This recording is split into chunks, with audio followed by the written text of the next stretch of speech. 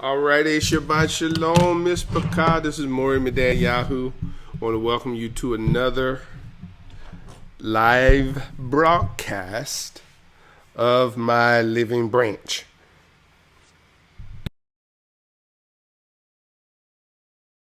I pray that you all are well. We're doing a sound check. Somebody will just let me know if everything sounds appropriate. And then we're going to move along as fast as we can.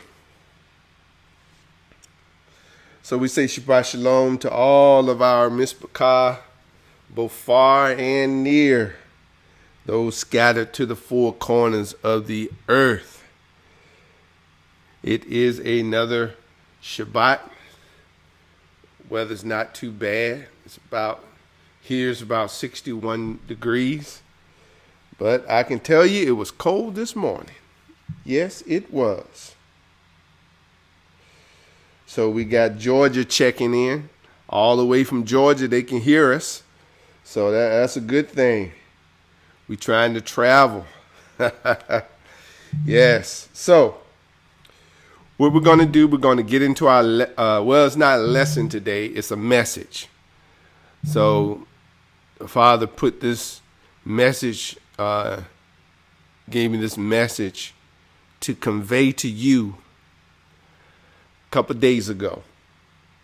So as I normally do, before I write anything down, I'll just meditate on it, and then He'll guide me through what to say. And it came together, and so I'm just, thankful to the Father that I can pass this along, that it can be of help to you, because as we get closer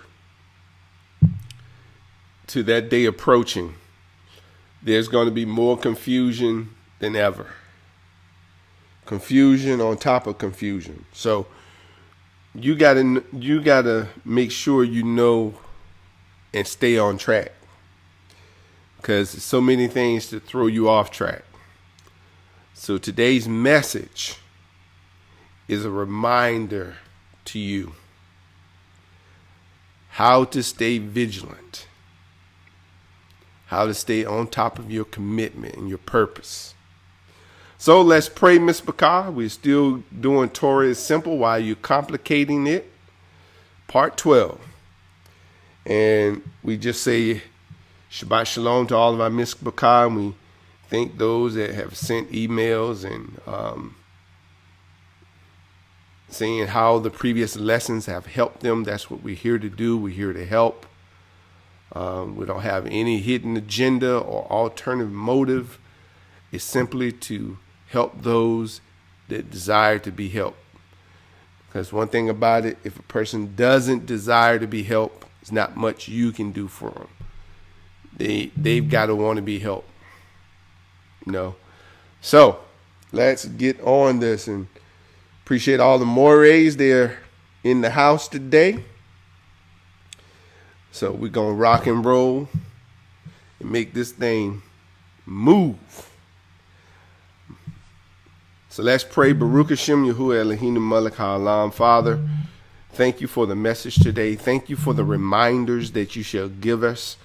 Thank you, Father, for all of your goodness. I pray that you continue to stir us, continue to set us apart. Oh, Father, thank you. That is one key word for us. I ask you to continue to stir in us your will and desire, your purpose. Now, Father, I pray that the ears will be open and the eyes would see, and that you would get esteem. Father, have mercy upon us. Forgive us of our sins, our iniquities, our transgressions. We acknowledge the sins of our forefathers that are ever before us. We ask you, Father, to establish your covenant in us once again like never before. We give you praise, honor, and esteem in the name of Messiah Yahushua. Hallel to Yahuwah. Amen. Now, if you have questions or anything, you can email me at info@mylivingbranch.org. Also, check out our website, mylivingbranch.org. All right, so nothing new here. I like to always let you know where we're coming from, what complicates things. And we know that you have to trust in Yahuwah with all your heart, lean not to your own understanding. And we've been into that in the previous lesson, so we're not going to cover that.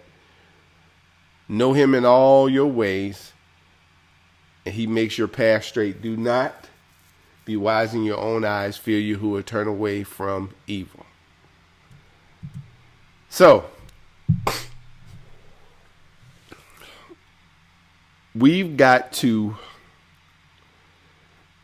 stay on a certain path, and we can't deviate from it. We'll see that from the lesson. These are all the things that can fuel and guide your footsteps, your understanding, for good or for bad. But what we want to do is make sure that we don't add to his word, subtract from his word.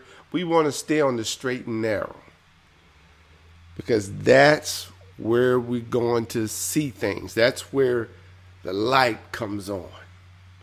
When you start going left or right, start adding, subtracting to his word, and you create your own understanding instead of his understanding, then you're starting to veer off into darkness.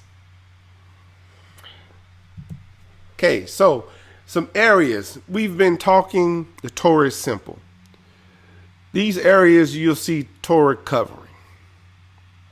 For us that just live, we're not talking about, different functions as far as the priesthood and different things like that, judges. We're talking about just as people living. And that's making sure Yahuwah is the foundation, the family, your neighbor. This is the whole of Torah. And see what I have here? This is what's going to produce a light in you. And that's what we need to start talking about. And we're going to get to, but I want to remind you and ask you, have you forgotten what he said about adding to or subtracting from? If you're unsure about a subject, or now some people are unsure about subjects all their life, the same subject. They never get peace with it.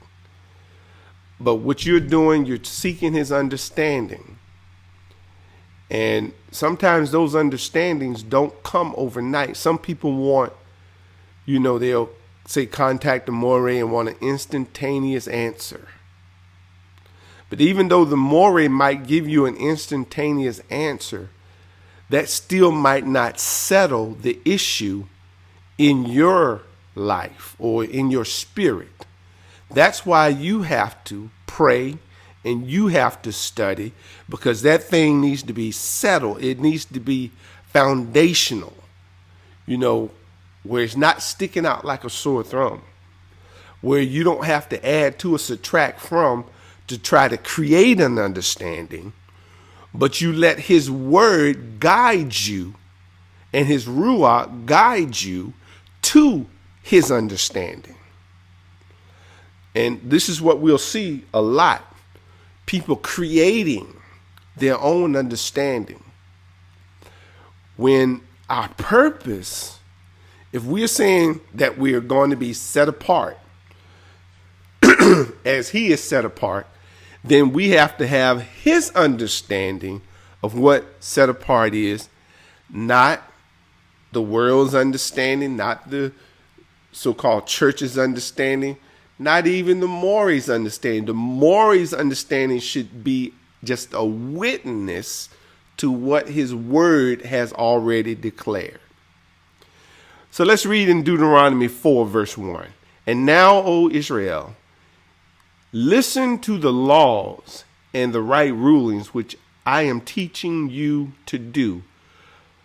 so that you live and shall go in and possess the land which Yahuwah Elohim of your fathers is giving you. Do not add to the word which I command you, and do not take away from it, so as to guard the commands of Yahuwah Elohim, which I am commanding you. Your eyes have seen what Yahuwah did at Baal Peor. For Yahuwah Elohim has destroyed from your midst all the men who followed Baal Peor. So I want to just encourage you to seek his understanding. I can recall back to my beginning days when I was, coming to this knowledge, and I started asking questions. And I remember I met a brother. He was supposed to be in Hebrew. And fortunately, my hunger was greater than his negativity, because I was hungering for something that was righteous.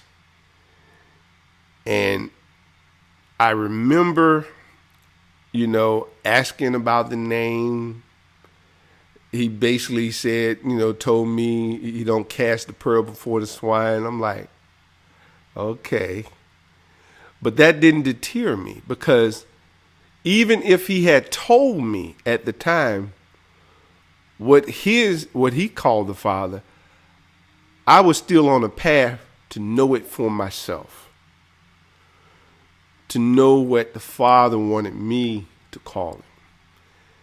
And at that time, I was, since I, like a child, I didn't know anything else, so I just called him Father. Your children, when they're first, years, they don't know your first name or your last. All they know is mom, dad. So I knew him as Father.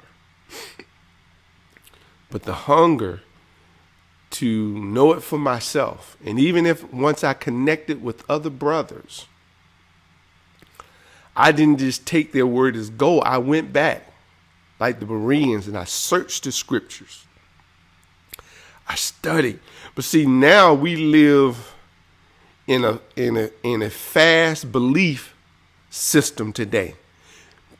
People don't want to research. People don't want to take the time and study and study a thing out, pray and seek his face. They want instantaneous things.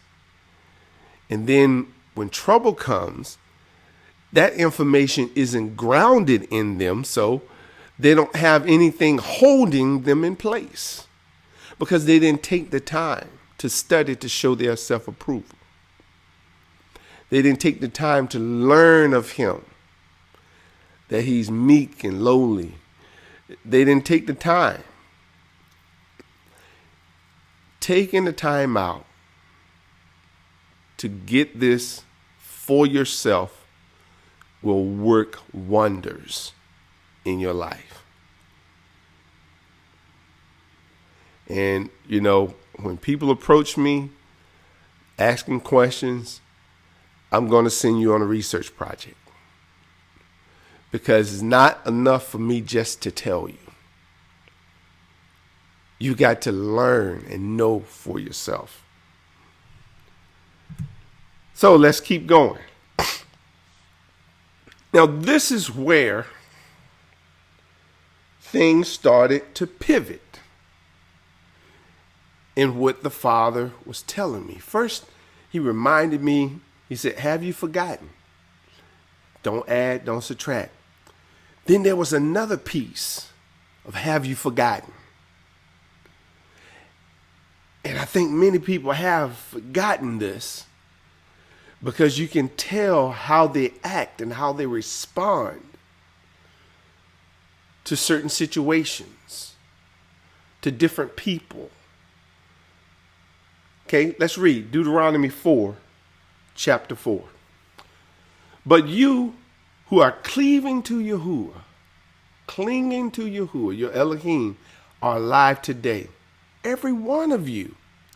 See, I have taught you laws and right rulings as Yahuwah, my Elohim, commanded me to do thus in the land which you go to possess.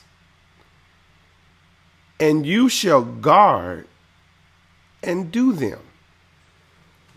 Now notice what it says. For this is your wisdom and your understanding before the eyes of the peoples who hear all these laws. And they shall say, only a wise and understanding people is this great nation. For what great nation is there which has Elohim so near to it as Yahuwah Elohim is to us whenever we call on him? And what great nation is there that has such laws and righteous right rulings like all this Torah, which I set before you this day? Only guard yourself and guard your life diligently, lest you forget the words of your eyes have seen, lest you turn aside from your heart all the days of your life, and you shall make them known to your children and your grandchildren. Who is they? Who's looking? So that's what I'm saying. Who's going to be looking at us and saying, talking about Israel, they shall say, only a wise and understanding people is this great nation. So somebody's going to be looking at us. Interesting. And they're going to see our wisdom and our understanding. And what is our wisdom and understanding going to be based on? His laws and right rulings, his commandments. So somebody's looking at us. And they can see these commandments, these laws, this Torah in operation in us. And it's going to do something to them. So let's keep reading. So my question is, what should you be? This is one of the things that we get in arguments about all different things. But if we're being this,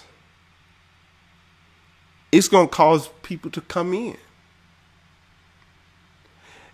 And we're not the door guardian, the door guard to say who can come in and who can't.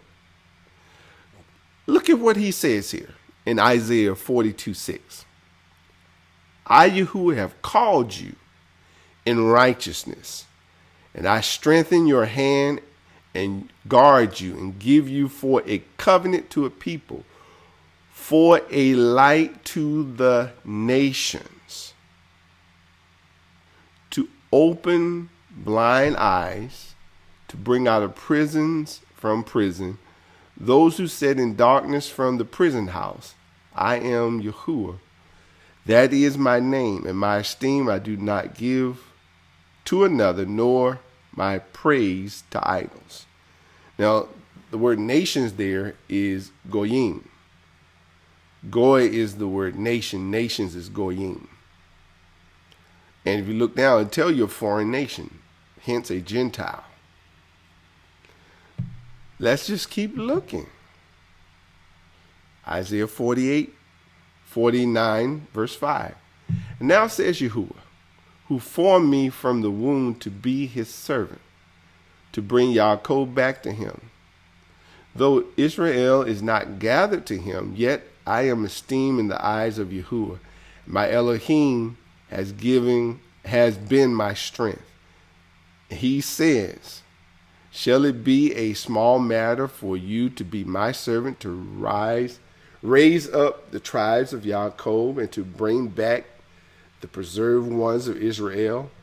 And I shall give you as a light to the nations, to be my deliverance to the ends of the earth.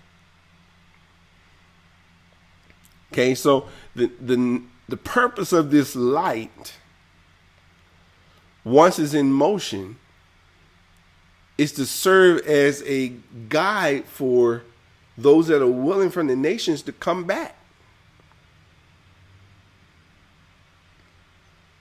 Look at Isaiah 60, verse 3. And the nations shall come to your light, and sovereigns to the brightness of your rising. So what are we supposed to be? We're supposed to be a light to the nations. And we're going to get into some more stuff here in a minute. But let me ask you this. Because you got to check your light. You got to be plugged in to the right source. Because if you're exhibiting unrighteousness, hatred, anger, how is this going to draw anyone in?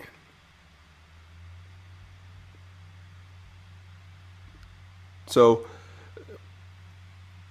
but if you're living this, people take notice, because you'll have your character will be like his character.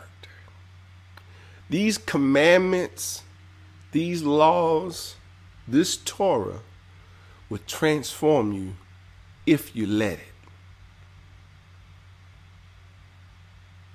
But the problem is the willingness that you must have in order for it to transform you. See, some people want to be transformed, but they want to be transformed based on their ideology, how they think it should work. But if you're totally committed to Yahuwah and his culture, then you will let go and stop holding on to how you think it should be, and you will ground yourself in what he says it will be. So let's keep going. We already know your word is a lamp to my feet and a light to my path. Now look at this. Isaiah 8:20. To the Torah and to the witness, if they do not speak according to this word, it is because they have no daybreak, no light in them. See, it's when you're walking in Torah, in the simplicity of Torah, that you become a light. When you start adding to and subtracting from, your light starts flickering. Now, what did Mashiach tell us? In Matthew 5:14, you are the light of the world. It is impossible for a city to be hidden on a mountain, nor do they light a lamp and put it under a bushel, but on a lampstand, and it shines to all those in the house.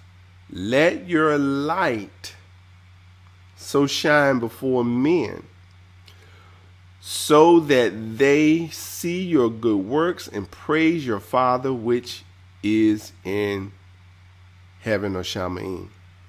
So, where does this light draw? It's drawing people back, not to you, but to the light source, which is the Father, because it's his commands. Now, look at Revelation. This all confirms what we should be. and that is a light to the nations. Revelations 21, verse 24. And the nations of those who are saved shall walk in its light, and the sovereigns of the earth bring their esteem into it. So what are they going to walk in? What light are they talking about? It's the same light that he created, his word. This is what is all. See, people thinking, oh, all the nations going to be destroyed. Yeah, those that don't accept. But there are going to be some people out of everywhere. So you can't be Yahuwah's doorkeeper to determine who comes in and out. Let him do that. Okay? Now, these are some things that I want you to consider. Consider these. And we're just going to go through them because one might stick out to you. And these are all things that could be a part of the cycles that you go through. And the one thing that's always on top, and always should begin and end a cycle, is obedience. So the Father just had me walking through the life of Abraham. We're just going to cut out little snippets of his life. Okay, and I'll read, but I want you to see obedience. I want you to think obedience. Not only to the written word, but to what he speaks and tells you to do. And just imagine, he comes and tells you to do this. You've got to have some confidence in what he's speaking, and obedience to move and not wait. Genesis 12, verse 1. And Yahuwah said to Abram, go yourself out of your land, from your relatives and from your father's house, to a land which I show you. And I shall make you a great nation, bless you and make your name great. So first he said he's going to make him a great nation. He's going to bless him and make his name great. And you shall be a blessing. And I shall bless those who bless you, and curse him who curses you. And in you all the clans of the earth shall be blessed. So Abram left as Yahuwah had commanded him, and Lot went with him. Abram was 75 years old when he set out from Haran. Abram took Sarah, his wife, and Lot, his brother's son, and all their possessions that they had gathered, and the beings whom they had acquired in Haran, and they set out for the land of Canaan, and they came to the land of Canaan. So I want you to look at the obedience factor of your life, because your obedience is always tested to see whether you're going to keep these commands or not. So how is your obedience factor? How would you rate yourself on a scale of 1 to 10, with 1 being absolutely horrible and 10 be I always obey? Now, you don't have to put that in the chat, but I'm just giving you something to gauge yourself. Look at Abraham. He moved. No hesitation. Now, here's the portion that some of us may not see or may not want to see.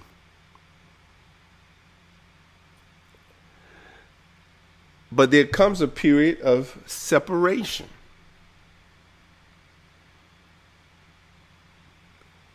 And the question is, when it's time to separate, do you still try to stay attached or do you separate? So let's read this snippet. Genesis 13, verse 5. Now Lot, or Lut, who went with Abram, also had flocks, herds, and tents. And the land was not able to bear them, that they might dwell together. For their possessions were great, so that they could not dwell together. Now I want you to look where the things come from. And there was strife between the herdsmen of Abraham's livestock and the herdsmen of Lot's livestock. And at that time, the Canaanites, the Perizzites, Zites, dwelled in the land. Then Abram said to Lot, now notice who moves first. The one that had the promise. The promise wasn't made to Lot. The promise was made to Abraham or Abram. He moved first. Okay, when things arise, are you a first mover or you just like to sit back? See, when you have the promise, you know what the promise is. You don't want anything to hinder that promise. So you take action. So let's look at this.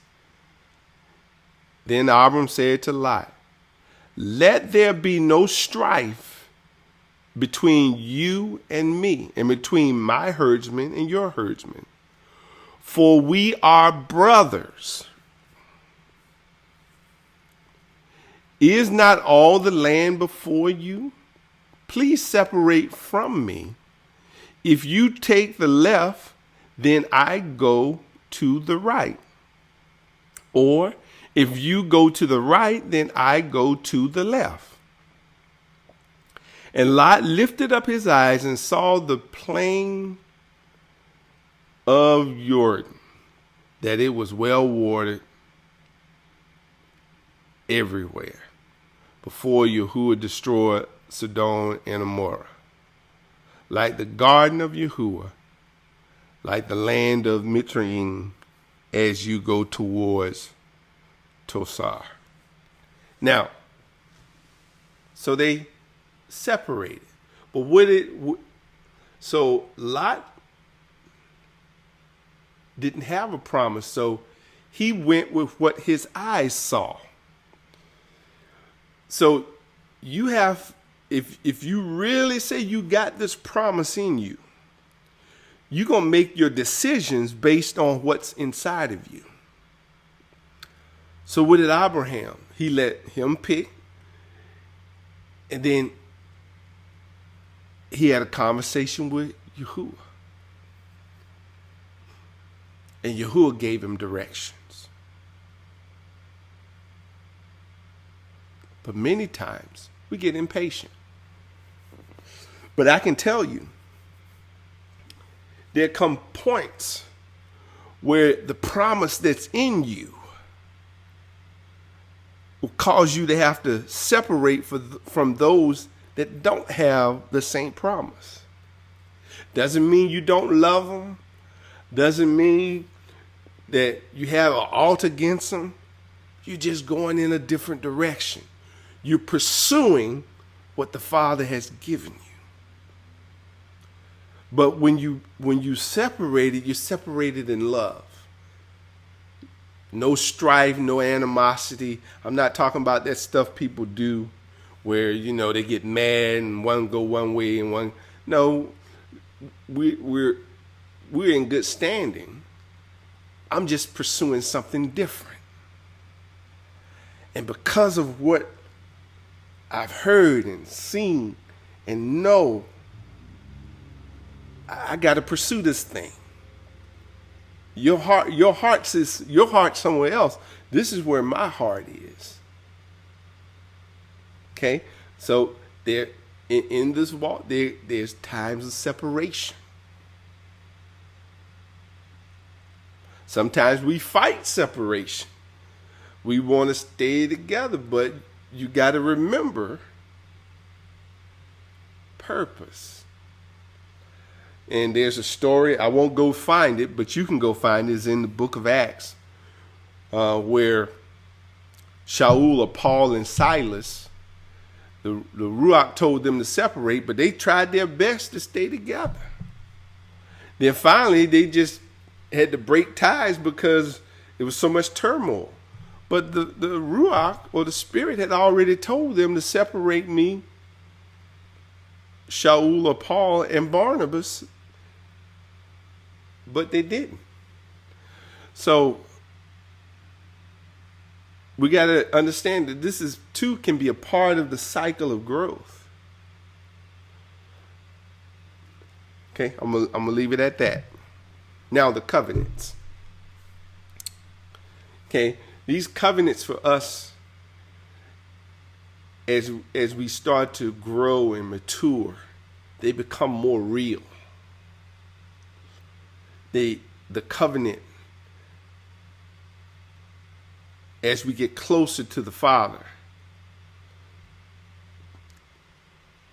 it's not just a figment of our imagination, but it takes root in us, and it becomes a sincere part of what drives us and motivates us in our doing. Because we're in agreement with Him. So you can't be contrary and be in covenant. How can two walk together except they be agreed? Amos 3:3. So let's read this. And let it stir your spirit of how important these covenants are. And how they should really just take hold of you. Genesis 15, verse 1.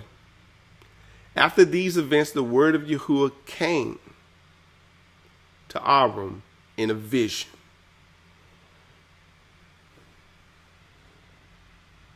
Saying, do not be afraid, Abram. I am your shield. Your reward is exceedingly great. And Abram said, Master Yahuwah, what would you give me, seeing I go childless? And the heir of my house is Eleazar of Damascus. And Abraham said, see, you have given me no seed, and see, one born in my house is my heir. And see, the word of Yahuwah came to him, saying, this one is not your heir, but he who comes from your own body is your heir. And he brought him outside and said, look towards the heavens, Shamaim. Count the stars, if you are able to count them. And he said to him, so are your seed. And this is the part we have to make sure that we do. And he believed in Yahuwah. Now, when you believe in something, you truly believe, you're going to act a certain way. You can't tell me you believe something and you acting totally opposite of what you say you believe in. And he believed in Yahuwah, and he reckoned it to him for righteousness. And he said to him, now remember, he had already taken action. He had been obedient. When Yahuwah told him to come out from among his kindred or his family, he did that. He separated from Lot. Now he's talking. The Father's talking to him in a vision. He said to him, I am Yahuwah who brought you out of Ur Kadim, to give you this land to inherit. And he said, Master Yahuwah, whereby do I know that I possess it? Okay, we got to keep reading. He said to him, now look, notice, he's asking him, how do I know I'm going to possess this? Well, he said to him, bring me a 3-year-old heifer and a 3-year-old female goat and a 3-year-old ram, a turtle dove and a young pigeon. And he took all these to him, cut them. Remember when we talked about covenant, there's some cutting involved. In the middle, and placed them half opposite the other, but he did not cut the birds. And the birds of prey, man, this almost sounds like a parable where the enemy tried to come down and snatch up was placed in your heart. I mean, think about it. It sounds like that parable almost in this portion. And the birds of prey came down on the carcasses. And Abram, he didn't let them snatch up what he had laid out for the father. He drove them away. Are you hearing this? Because sometimes we've laid stuff out, but when the enemy comes down, he's snatching it up from us, and we're not even defending it. And it came to be, when the sun was going down, a deep sleep fell upon Abram. That a frightening great darkness fell upon him. And he said to Abram, know for a certainty that your seed are to be sojourners in the land that is not theirs, and shall serve them, and they shall afflict them 400 years. But the nation which they serve, I am going to judge, and afterwards let them come out with great possessions.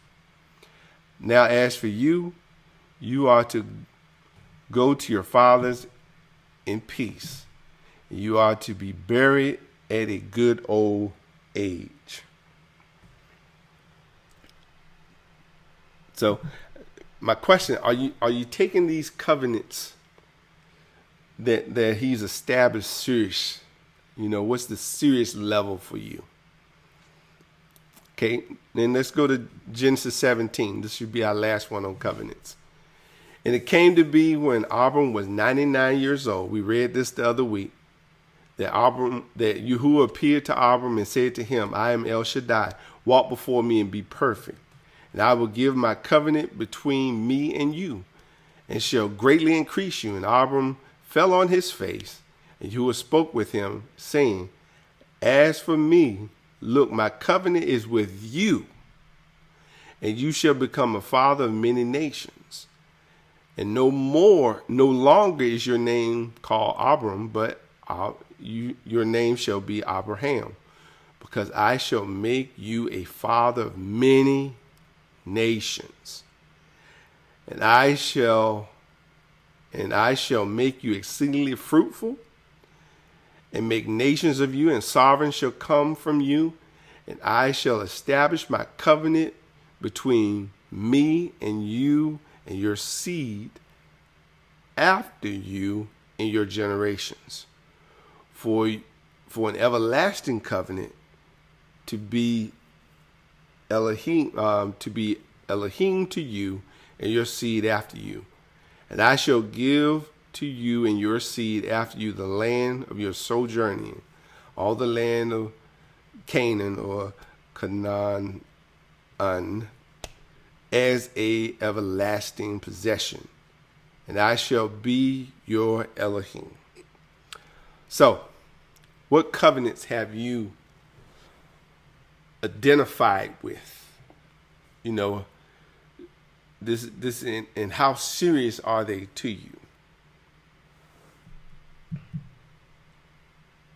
Oh, we got just a little bit more reading. And this is my covenant which you guard between me and you, and your seed after you. Every male child among you is to be circumcised. And you shall circumcise the flesh of your foreskin. And it shall become a sign of the covenant between me and you.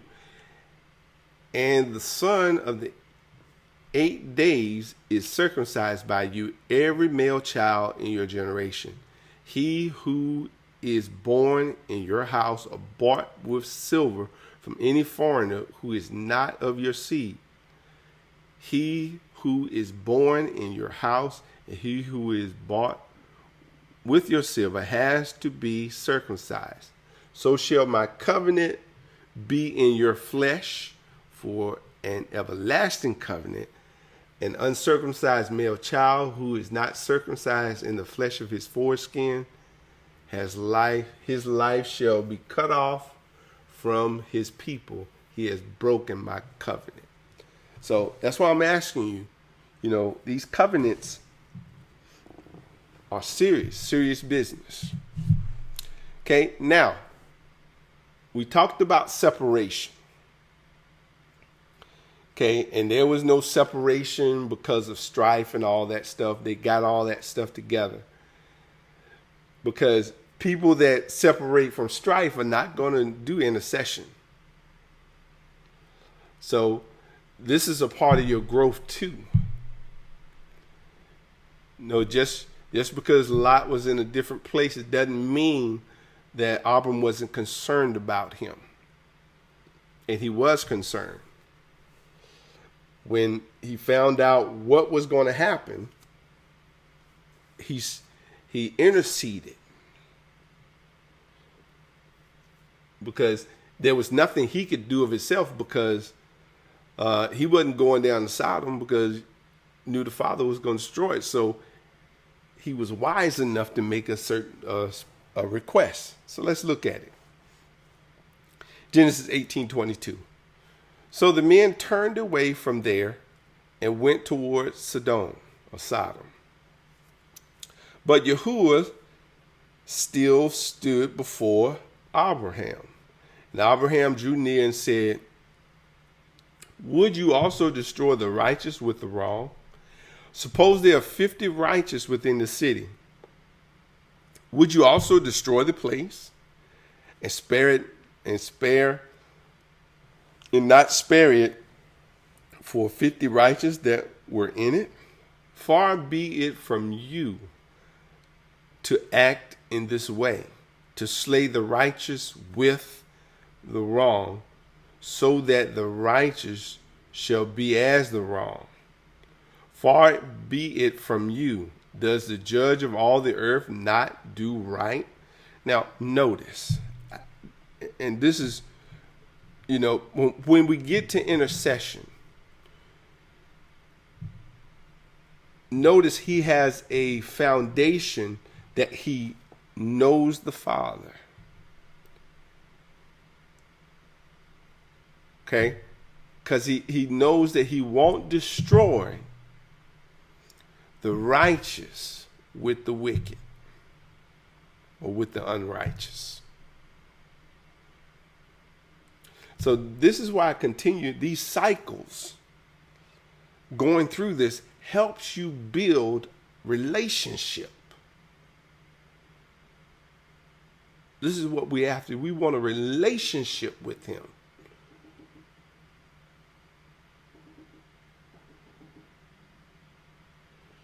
Notice what Yahuwah answers. And Yahuwah said, if I find in Sodom 50 righteous within the city, then I shall spare all the place for their sake.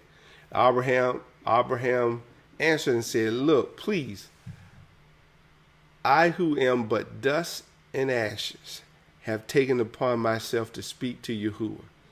Now, notice the position of humble, in intercession. He's humble. The humility that he possesses. Suppose there are 5 less than 50 righteous. Would you destroy all the city for lack of 5? And he said, if I find 45, I do not destroy it. And he spoke to him yet again and said, suppose there are found 40. And he said, I would not. No, Siri.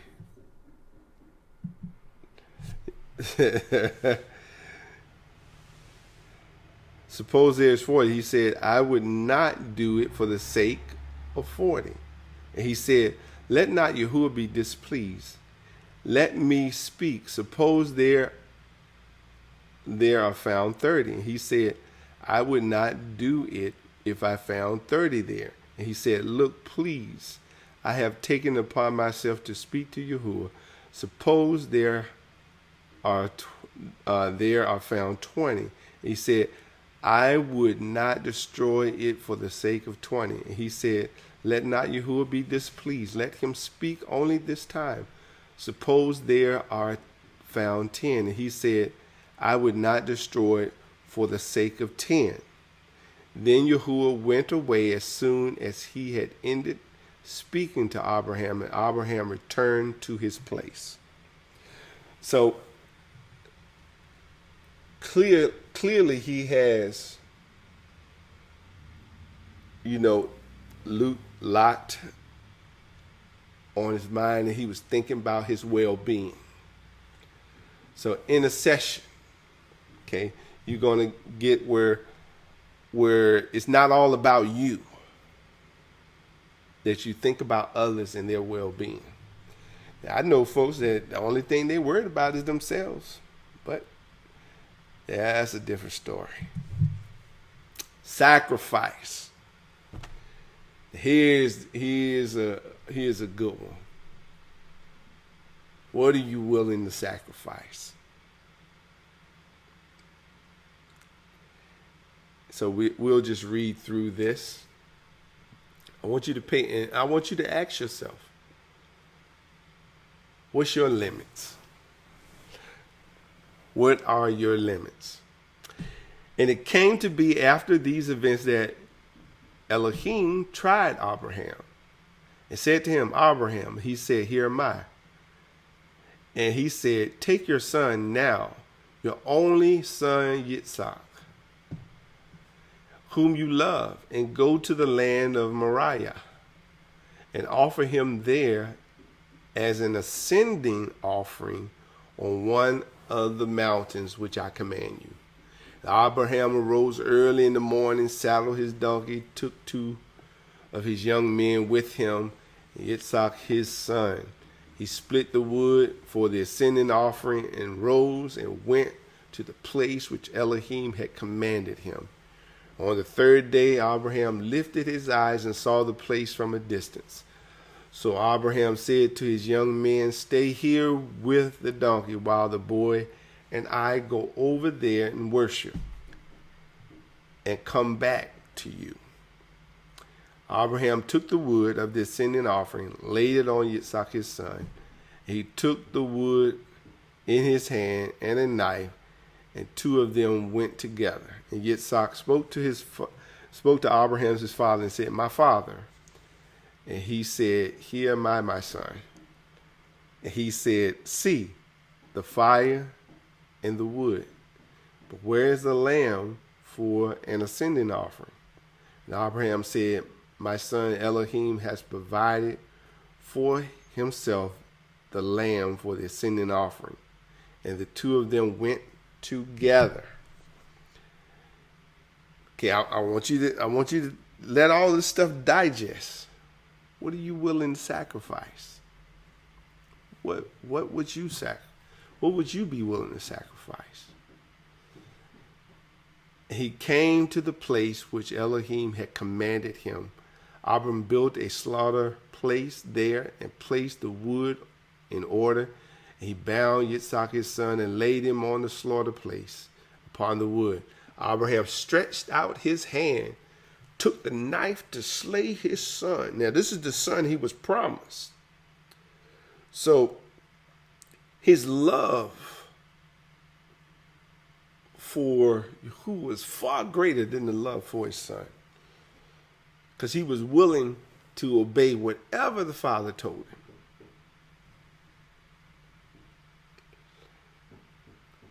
But the messenger Yahuwah called to him from the heavens and said, Abraham, Abraham. He said, here am I. And he said, do not lay your hands on the boy, nor touch him. For now I know that you fear Elohim, seeing you have not withheld your son, your only son, from me. So this brings the question, because a lot of times we withhold stuff. And it's more damaging to us. And it doesn't, and you know, this is a good illustration from us. That things we hold back on.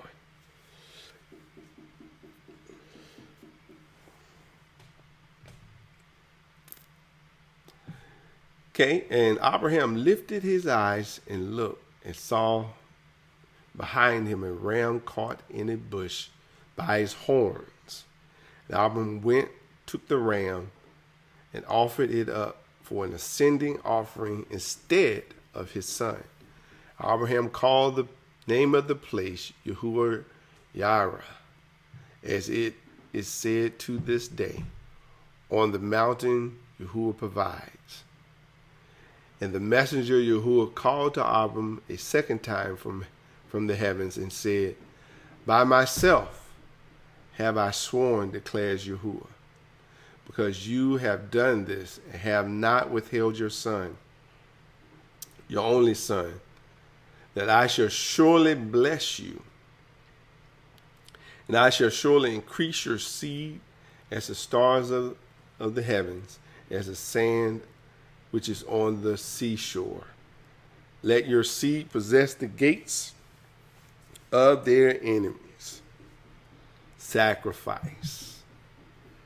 So, what happens? And this is just a snippet. You know, there are other things I could have put in here, but what I wanted you to see, these cycles, obedience wraps almost everything you're doing. Okay, and then we're right back obedience again. Yahuwah asking him to do something, and he does it. Now, what has he asked you to do that you haven't done? Okay, and if you haven't done it, the first thing you got to do is ask for forgiveness. Okay, and I'm not just talking, oh, I'm sorry, Father. No, you got to mean this thing. I can't teach you how to mean something. It's got to be in you. Then you wait and petition him for follow-on instructions. What do I do now? I missed the boat on the last time.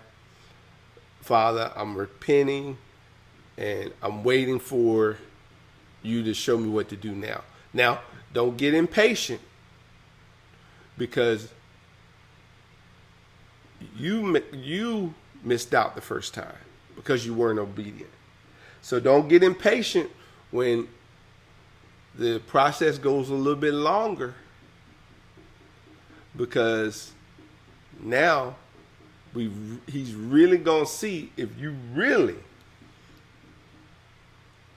want to be obedient like you say you want to be. So these cycles of obedience, separation, covenant or cutting, intercession, sacrifice continually circulate in our lives. So we got to make sure that every interval that we're doing what we're supposed to. Guess what? The choice is yours. We can complicate this process or we can make it simple. Torah really is really simple, but as usual, we can insist on complicating it. So, we're going to pray, Miss Bakah, and I'm going to, my desire is for you to continue to grow, to pursue, to recognize the seasons and the cycles in your life so that you can properly navigate. Because it makes no sense for us to be in winter and you trying to plant a spring crop or trying to grow a spring crop. You got to know the appropriate season, the appropriate time, everything to yield results. Then even after you've planted, cultivated, there still could be a wait time for there to be a harvest. So patience. I say it again, patience.